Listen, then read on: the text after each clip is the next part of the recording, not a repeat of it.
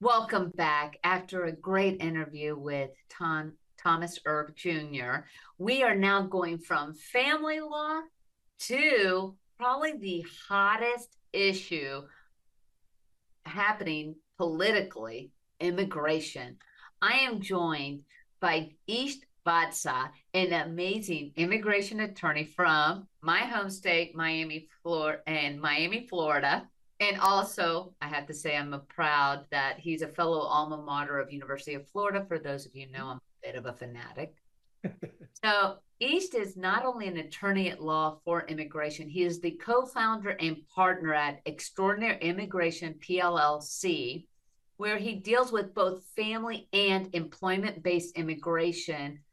And with his passion for immigration, being an immigrant himself, living and realizing the American dream, both as a young child, seeing his parents thrive in Miami, Florida, but now him, he he brings his skilled professionalism to assist clients in their lawful immigration status, from permanent residency to showcasing their career successes and demonstrating why his clients' professional expertise is needed, valuable, and brings even economic benefits to us here in the United States, which is something that is being unfortunately demonized at times by people on the right, in media, and as well as social media.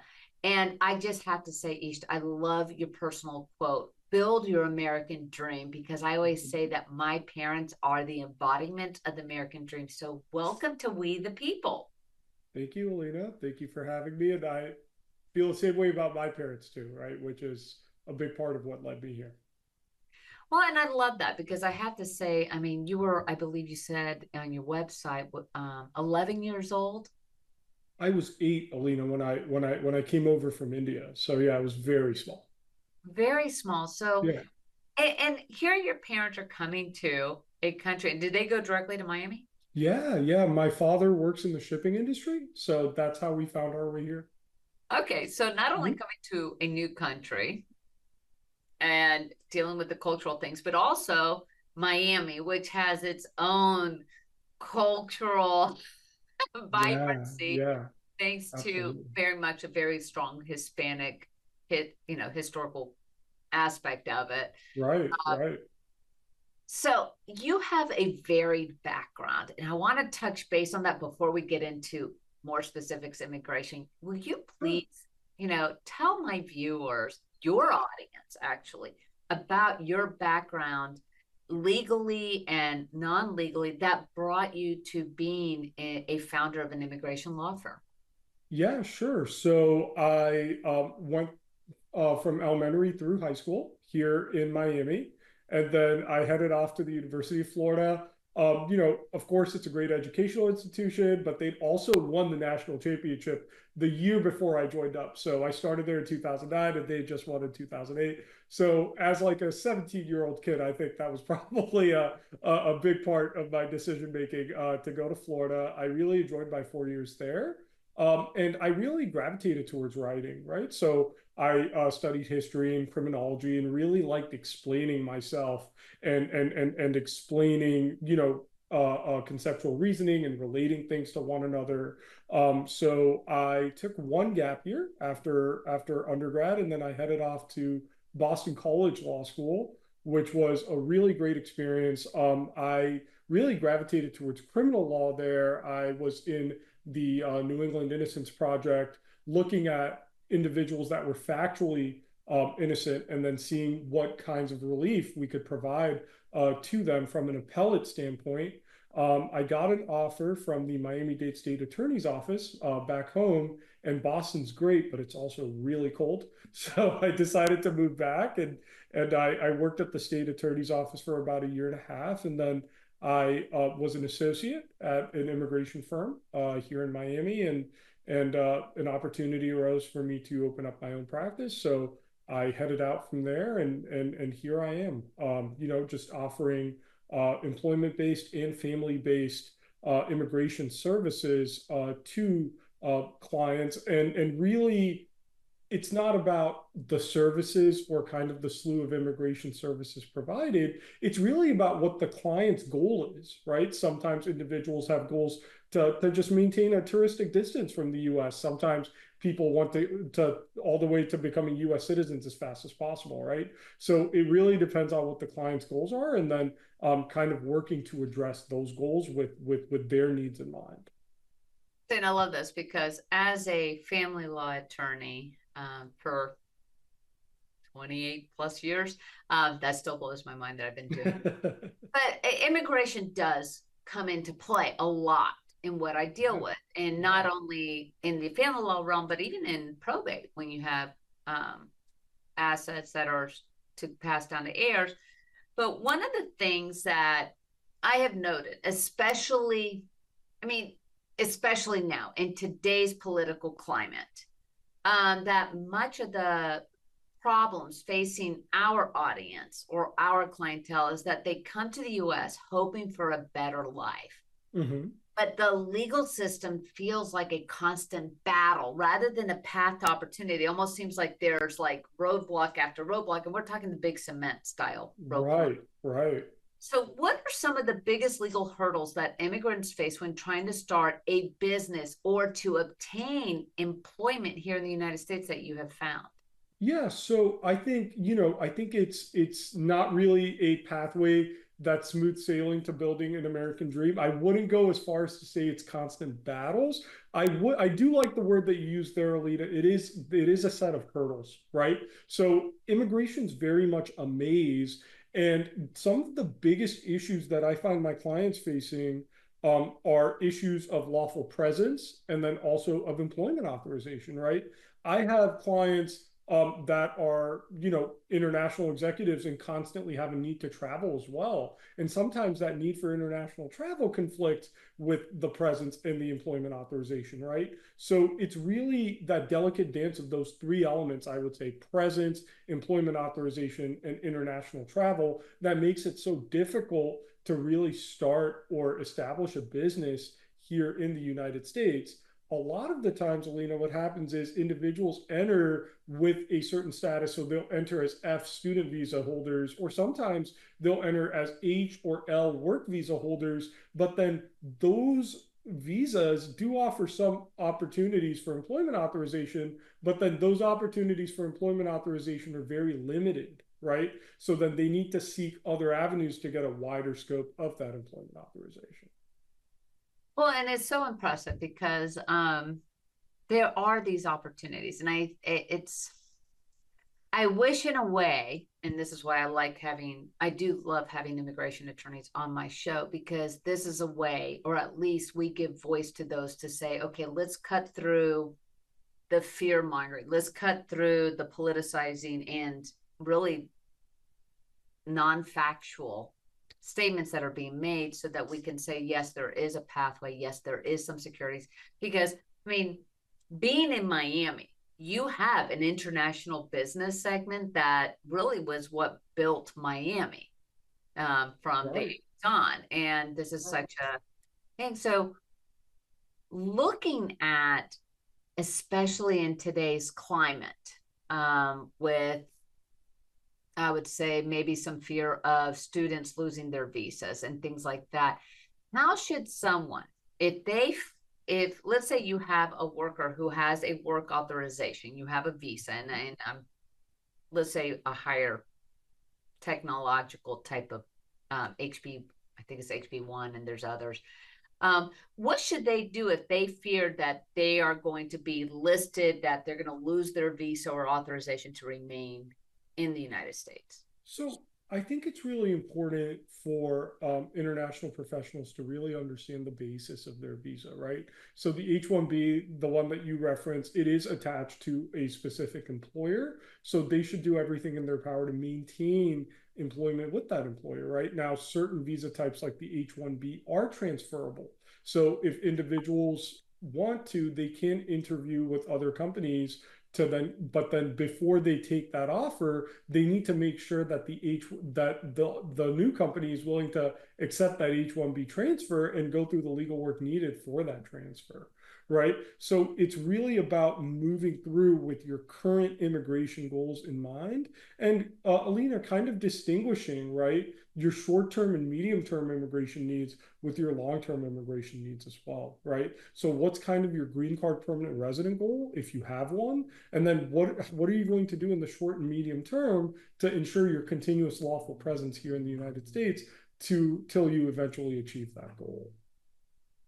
And that is so key for people to hear and to realize. And one of the things I always advise people is if there is any doubt, if there is any question, especially if you hear rumors or you're watching on TikTok or, the myriad of talking heads that are out there, contact an attorney such as yourself to go through, cut through the BS, get to what is real and what is best on how to safeguard yourself, especially in today's climate. Because I know for myself, like I was telling you off air, I had a client that she was so fearful that she is a permanent legal resident since 1984. Right. I'm assuming longer than you've been alive. A few years, yes. And she was in my office legitimately afraid that she was subject to losing her green card and being deported, not because she did anything wrong. It's just because of the threat that if she were to divorce the U.S. citizen husband that she'd been married to forever, who was the one who applied for that. We're going to get into some more deeper issues on immigration. We're going to take a quick commercial break, and then we will be back with my resident expert, and we will see you here right after this. And welcome back. And as you may recall, I am joined by an immigration expert lawyer from Miami, Florida, and somebody from my alma mater, Isht Vatsa. And as we mentioned in our first segment, your area of law is very much a hot button issue. Yeah.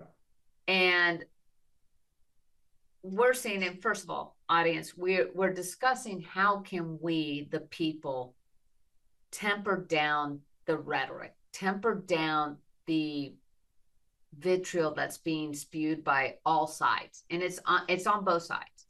And what we try to do here at We the People is, yes, discuss the issues that are relevant, especially to my contributors or my guests who are on, but also how it relates back to the families and how it goes back to us. Because if you look at your neighbor, you and your neighbor have a lot in common.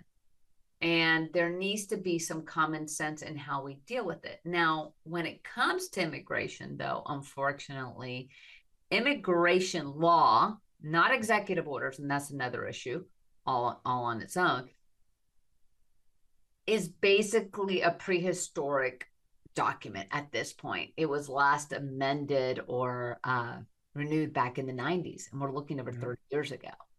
So Isht, looking at the immigration and the politics, and I'm going to focus right now on what's happening with the college students. I'm not talking about the college students who may have caused some serious crimes, but we're seeing now that college students are receiving notices from their universities that their visas are going to be revoked. I mean, what's happening here? It seems like we were welcoming these students, especially in the fields, just last year in the presidential campaign. Yeah, absolutely. I mean, part of what President Trump said, at least during the campaign, is he actually wanted to seek a pathway for lawful permanent residency for some of these students, especially those in STEM fields. But what's really played out in policy is there's an underlying system under which F visa students or student visa students are registered, and it's called the CVIS system. And a lot of these CVIS numbers are just getting pulled out from under these students, and they're getting notices that they have to leave or that their visas are being canceled. So a lot of them are now trying to fight for reinstatement. A lot of them are filing lawsuits under the Administrative Procedures Act. So this is a very turbulent time to be an international student. And as you can imagine, Alina, a lot of them have completed, 1, 2, 3 years of study already here in the US. So they at least want to finish out their degrees before they leave the United States and head back to their home country if that is ultimately what ends up happening. So I mean, it's a bit of an overreach for the current administration to cancel F visas over small infractions. I mean, sometimes speeding tickets, traffic citations are what's leading to these CVIS removals, and I just think that's a bridge too far, unfortunately. Well, with everything, and I think politics, we have been seeing this extremism in the way the political is a pendulum, and unfortunately, we are going from one extreme to another, and that is not how we as a nation, we as the communities within the United States can continue to exist, because it's so polarizing. And especially when we're looking at our own American students are not going into the STEM fields. And we had this great pool of talent that we want to retain, that our technological or even corporations want to retain. It just seems to be cutting our nose to spite our face in a way. Right. And just for political grandstanding, it's a shame. And it's unfortunate that that's been happening. Right. So, Yeah. so I'm just, based on your experience, based on, even your background, and where you have, grown up essentially in a very strong immigrant, community, which is Miami is a great melting pot. It is, yeah. How would you look at a family that is fearful and say, okay, look, or if say a legislator or a representative comes to you and goes, okay, based on your background, what would be some of the things that you would suggest on tempering the fever and bringing back some common sense? I think it's important to protect US labor markets, but it's also important to keep families together. It's also important to keep communities together, right? So a lot of what we saw was, these temporary protected status or TPS statuses, the CHNV parole, which was Cuba, Haiti, Nicaragua, Venezuela, these 4 parole programs that kept families together. And we saw the Trump administration kind of come in these first 100 days. They've already eliminated a lot of these parole programs, which I think is a step in the wrong direction, right? Because ultimately, by removing parole programs, by removing TPS, you're turning immigrants that were here lawfully and doing everything by the book, entered legally, you're turning them into unlawful migrants now, and then ultimately, putting their lawful presence into doubt with about 30 days of notice, right? A lot of these terminations, right, have also gone into the federal courts, and they've been, reversed or injuncted, right? So there's a lot of, there's a lot of turbulence there with these parole programs. And I think as far as like keeping our American workers kind of insulated from the volatility of global markets, I think it really comes down to, the strength in the visa review processes that are already present, right? I mean, the H-1B regulations, the L-1 regulations are really strict. And I mean, even if the Trump administration wants to uphold this maximal vetting standard that they have, that's fine, right? And really kind of, review these visas well, but there's really no reason to reinvent the book. The regulations themselves, as currently promulgated, already allow for a proper vetting for the U.S. labor market protection. And okay, so I have to ask, you've heard Trump talk about the golden visa, where Yes. individuals or families can pay, I don't remember, was it $5 million? $1 million? It is, yes. 5 million, right? Okay, that's nothing. It's maybe to me, I mean, I can see some of the benefit because you're trying to attract people with maybe major assets to come to the United States, build things, but it also makes it seem like, okay, we're now, whoever's the highest bidder, we're selling our visa system to those that may not necessarily be as deserving as somebody who, like a student or somebody who's under HB1 and getting here and actually providing or benefiting the United States through Right. that. So what are your thoughts on this golden visa? I think it's overkill because there's already a visa type, Alita, that addresses this exact positive benefit that we want, which is the EB-5 investor visa, right? And for the EB-5 investor visa, you have to show a legitimate source of funds, you have to show a legitimate path of funds, you have to invest in a regional center, infrastructural or development project is how most individuals choose to do them, right? To kind of show how your investment actually generated full-time US employment. And also, if you want to do a direct EB-5, right, kind of scale up the operations of your own business, then you have to show 10 full-time W-2 workers being employed with your own organization and the scaling up of that investment, right? So that investment-based job creation that the gold visa aims to go for, that already exists under the EB-5. And it's not that the investment amount is low. It requires at least $800,000 for targeted employment areas or TEAs, right, as set by federal guidelines, or for rural projects, right, in rural areas. So it really does provide jobs and it creates opportunity through investment that already exists. I think individuals that can pay all the way up to 5 million may not even really want any residency in the United States, because becoming a tax resident of the United States then places your entire global wealth under the US taxation system. And individuals that are that wealthy are likely averse to that level of taxation in the first place. So it kind of, I don't think it really accomplishes what it sets out to. Well, and it's redundant now that I've learned about, and Yeah, yeah. so it is a redundancy, and it is something like you stated. It's like we already have regulations, and Right. personally, there is such an abuse of the executive order, and it's not just this administration. We saw it in the last administration. Yes. We've been seeing Yes. it in the administrations because, for whatever reason, our government, our governance, the leaders, if you will, in the capital have lost a fundamental,